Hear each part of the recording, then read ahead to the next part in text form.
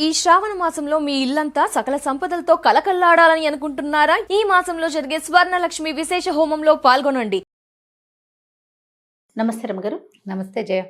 రమగారు, పూజ గదిలో నీటి పాత్ర ఉంచాలి అని అంటుంటారండి. దీనికి ఏదైనా కారణం ఉందంటారా? పూజ గది ఉన్నవాళ్ళు ఎంతమందికి ఉంటాయి పూజ గదులు? అవును కదా. దేవుడికి ఒక గూడు, ఒక గూడో ఒక చెక్క మీద దేవుని పెట్టుకుంటాం. వంటింట్లోనే ఒక గూడు ఒక ర్యాక్లో ఏర్పరచుకోవచ్చు. హాల్లో ఏదో ఒక పక్కన పెట్టుకుంటాం. ఇంట్లో రాగానే ఒక పక్కన పెడతాం. దేవుడి గది అంటూ ప్రత్యేకంగా ఉంటే విధానం వేరేగా ఉంటుంది. సాధారణంగా మనం దేవతార్చన అనగానే ఏం చేస్తాము? దీపారాధన చేసుకుంటాం.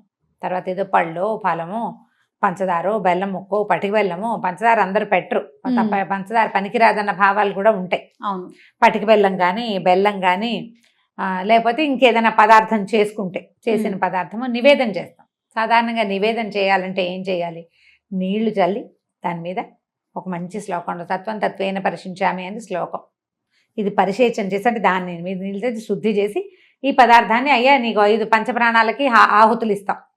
ఇది పద్ధతి. అప్పుడు పక్కన నీళ్లు పెట్టుకోవాలి.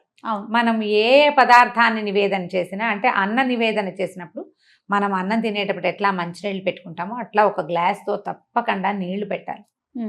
ఉడికించిన పదార్థాలు ఏవి నివేదన చేసినా, ఒక్కటి చేసినా 10 చేసినా కూడా, పాయసం చేసామనుకో పాయసము మంచినీళ్ళు, పులిహార చేస్తే పులిహార మంచినీళ్ళు, అన్నం మీద కాస్త బెల్లం ముక్క పెట్టి కాస్త నేర్చుకేసి నివేదన చేసామనుకో అప్పుడు కూడా ఒక గ్లాస్ మంచినీళ్ళు.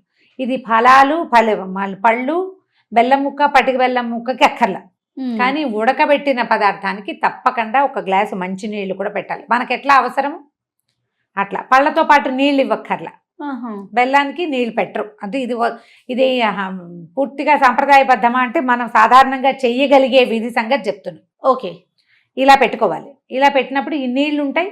తర్వాత మనం నీళ్లు చల్లే నివేదన చేస్తాం. నీళ్లు చల్లకుండా పళ్ళని ఊరికే పెట్టి తీసుకో అని చెప్పరు. పూజా విధానం అంటే ఒట్టిగా దీపారాధన పెట్టి 2 పళ్ళు పెట్టి దండం పెట్టుకునే వాళ్ళకి కాదు ఇది.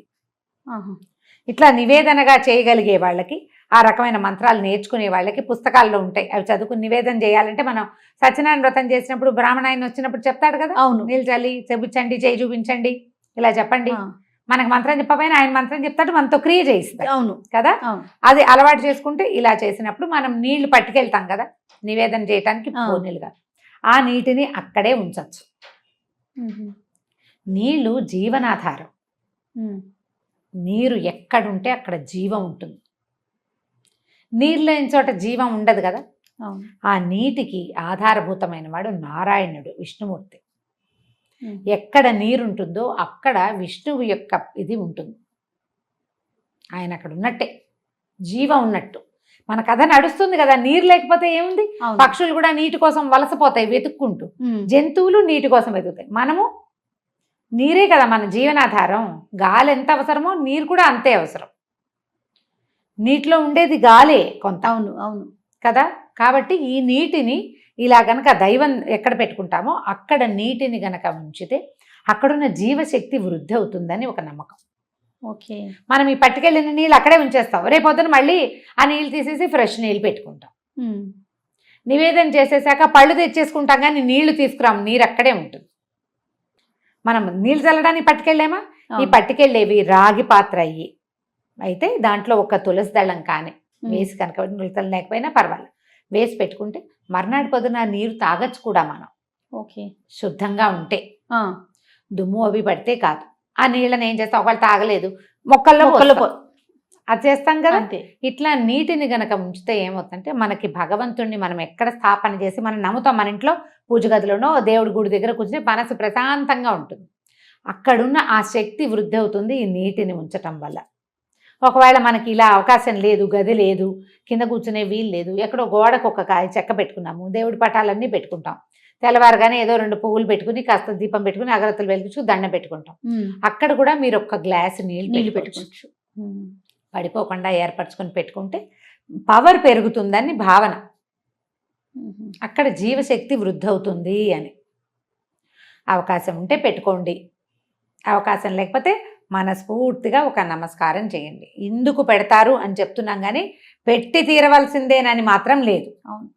ఓకే, పెట్టాల్సిందే అని కాదు. పెట్టుకుంటే మంచిది, మీకు కుదిరితే పెట్టుకోవచ్చు. మీ ఇంట్లో అలవాటు కూడా ఉంటే. లేనిపోని అలవాట్లు చాదస్తాలకి దిగద్దు, కాంప్లికేటెడ్గా చేసుకోకండి లైఫ్ని. అక్కడ అవకాశం లేదు, నీళ్ళు ఏదో పెట్టకపోతే అయిపోతుంది. పంప మునిగిపోతుంది అలా అనుకోదు. అలాంటి భావాల్లోకి వెళ్ళదు. నేను ఏ పాయింట్ చెప్పినా మిమ్మల్ని చాదస్తాల వైపు, పాత పద్ధతుల వైపు తప్పకుండా అది చేసి తీరాలనే భావాల్లోకి తీసుకెళ్ళటం లేదు. ఆ ప్రయత్నం చెయ్యను నేను. మీకు అవకాశం ఉంటే చేసుకోమంటారు. చేయండి, ఆసక్తి ఉంటే. ఒకవేళ మీరు పెట్టదలుచుకున్నారు, మీకు అవకాశం ఉంది, ఇంట్లో పెద్దవాళ్ళు వద్దన్నారు అనుకోండి, అప్పుడు పెట్టద్దు. మన ఇంట్లో అలవాటు లేదు, ఇప్పుడు నీళ్ళు పెడితే ఏవో వస్తాయి, ఏం అవదు, మంచే. కానీ వాళ్ళు వద్దు అంటున్నప్పుడు ఎందుకు? వద్దంటున్నప్పుడు చెయ్యొద్దు. దాని బదులు ఇంకొకటి చేయొచ్చు, చెప్తాను. మన వాకిట్లో కానీ, మేడ మీద కానీ, మన బాల్కనీలో కానీ పక్షులు తిరుగుతూ ఉంటే ఈ ఎండాకాలం రోజు ఒక బౌల్తో నీళ్ళు పెట్టండి. భగవంతుడి దగ్గర పెట్టిన దాంతో సమానం. జీవాలకి మనం నీరిస్తున్నాం, మరి నీరే జీవనాధారం అని చెప్పుకున్నాం కదా. ఆ నీటిని ఇచ్చినందుకు భగవంతుడు మనని కరుణిస్తాడు. ఇది గొప్ప సహాయంగా పరిణమిస్తుంది. ఎలా దేవుడి దగ్గర నీళ్లు పెడితే ఫలితమో, పక్షులకి నీరు పెట్టినా కూడా అంత మంచి ఫలితం కూడా లభిస్తుంది. ఆహారం వేయకపోయినా పర్వాలేదు, అవి పురుగులో ఒడ్లో ఏవో ఒకటి వెతుక్కుని తింటాయి. నీటికి ఆవురావురు మనిపోతూ ఉంటాయి. మనలాగానే అవిను. అవును. వాడు ఎండలేని చోట కొంచెం నీరు పెట్టండి. ఒకవేళ అలా కుదరనప్పుడు ఇలా చేసుకోండి. ఇది మంచిది, మనకు ప్లస్ అవుతుంది, పాజిటివ్ ఎనర్జీ. అది అవకాశాన్ని బట్టి చేయండి. దీన్ని అయితే ఎవరు కాదనేది కాదు కదా. ఎవరు కాదంటారు కదా. అది పెద్దవాళ్ళు కాదంట, మన ఇంట్లో అలవాటు లేదు, మనకి లేదు, లేనిపోని చాదస్తాలకి వెళ్ళొద్దు, అలాంటివి ఏమైనా ప్రశ్నలు ఏమి ఉండవు. ఉండకుండా ఉంటుంది. ఇది మంచి పద్ధతి. సూపర్ అమ్మ గారు. నమస్తే అండి. నమస్తే చేయండి.